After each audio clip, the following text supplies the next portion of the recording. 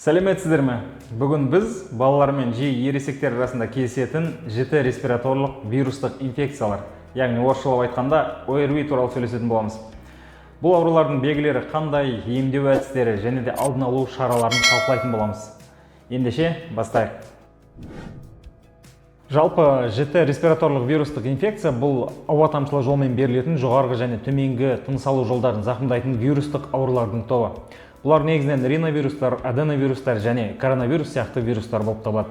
Бұлардың 300-ден астам түрлері бар. Егер де сіз ауырып қалған жағдайда емдеу үшін әуелі анықтап алған жөн. Сізде ЖРВИ ма, жоқ әлде грипп па? Қалай ажыратамыз жалпы? Көп жағдайда оларды ажырату өте қиын, себебі екеуінің симптомдары да бір-біріне қатты ұқсайды.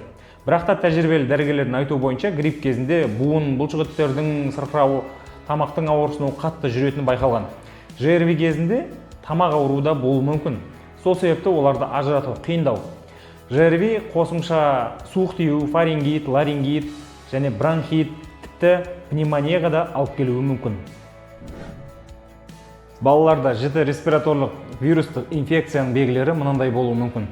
Мұрыннан су ағу және бітелуі, жөтел, тамақтың ауырсынуы, әсіресе тамақ ішіп жұтқанда бала қатты шағымданады тамағының ауырғаны.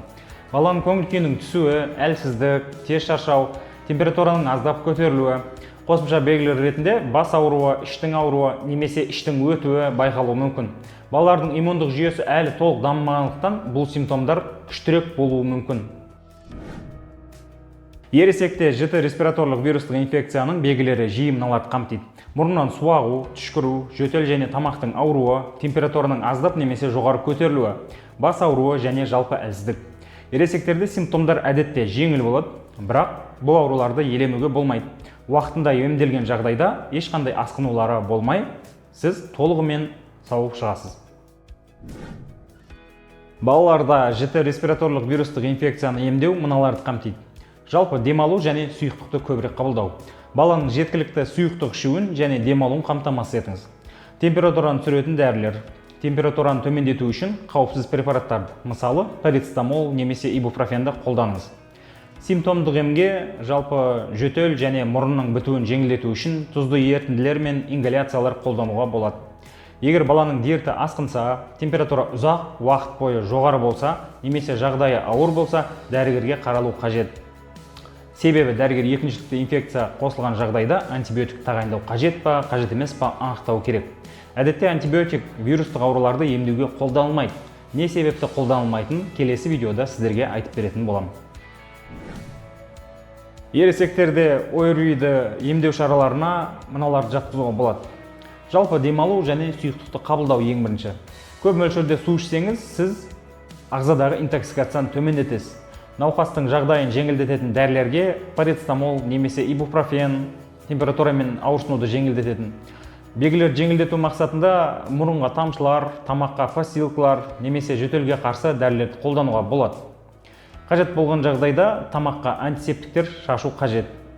Сіздер байқасаңыздар, жалпы ОРВИ мен грипптің емінде вирусқа қарсы дәрілер туралы мүлдем айтылмады. Себебі жоғарыда айтқандай, сізде ОРВИ ма, жоқ әлде грипп па анықтау қиын. Себебі екеуі де бір-біріне қатты ұқсас болып келеді. Қысқаша вирусқа қарсы дәрілерге тоқтала кетсек, ОРВИ кезінде жоғарыда айтқан емді қолдансаңыз әбден жеткілікті болады. Тек екіншілікті инфекциялар қосылған жағдайда жағдайыңыз нашарлауы мүмкін. Сол кезде міндетті түрде дәрігерге көрініңіз.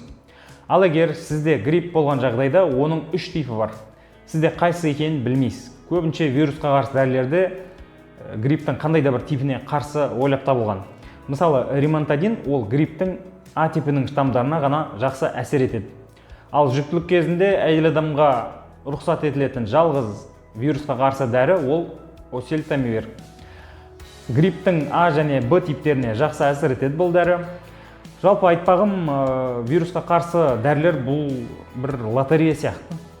Мен айтып жатқан дәрілер тек ақпараттық мақсатта айттым жоғарыдағы дәрілерді. Емді әрқашан дәрігер науқасты тіріде қарап барып қана өзі тағайындау қажет. Егер сізде асқынулар пайда болса, немесе температура ұзақ уақыт бойы жоғары болып тұрса, дәрігерге міндетті түрде барып тексерілгеніңіз дұрыс. Мінекей біз сіздермен ОРВИ-дің профилактикасына да келіп жеттік. Яғни мұнда біз алдын алу шаралары туралы айтатын боламыз. Ең бірінші кезекте жеке бастың гигиенасынан бастаған дұрыс. Қолыңызды сабынды сумен міндетті түрде жуып тұрыңыз. Жалпы таныстарыңыздың арасында ОРВИ-мен дәл қазір жіті ауырып жатқан болса кісілер, олармен маска кию арқылы контакт жасағаныңыз дұрыс. Физикалық белсенділікті арттыру арқылы, дұрыс тамақтану арқылы сіз иммунитетіңізді көтерсеңіз болады.